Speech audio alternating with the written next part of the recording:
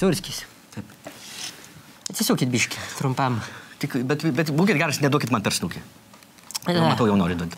Akytės raudonas. Gal biškį vakar piknaudžiavot? Verkiau vakar.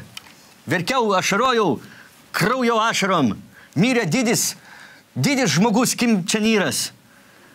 Pasino atgal. Du, bet ar čia vertėjo taip, ponas, sielotis?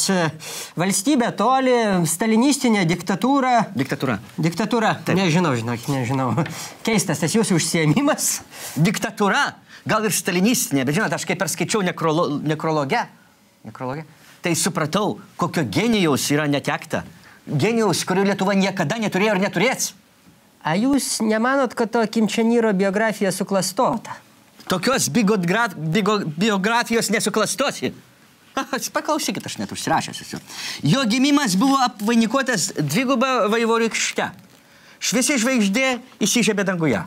Vaikščioti išmoko 3 savaičių. Kalbėti 8 savaičių.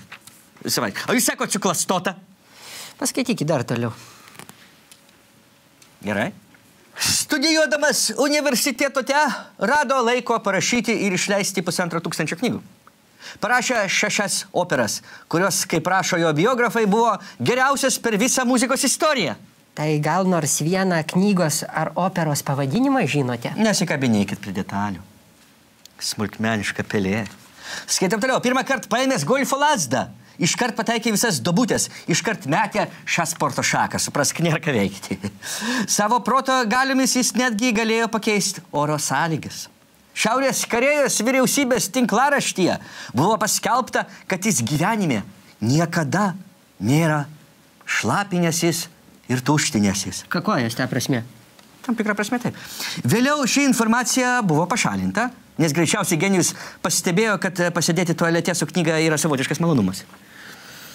Nu, žinot, tokios biografijos nesuklastosi. Čia tikrovė? Taip. Aišku, kad tikrovė. Kada Lietuva turės tokį lyderį? Kas mus valdo? Žmogeliai su nikiom biografijom. Nu, gal kada sulauksim? Ką čia pasilauksi? Kada oro sąlygas savo proto gale galėsi pakeisti? Kubiliau.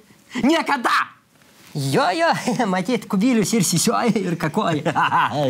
Vo. Lyderis Kubilius. Lyderis. Šviesmečiai. Tau iki Kim Čenyro. Kubiliau. Pagerbkime Kim Čenyrą tylos minutę. Ačiū. Tęsime laidą.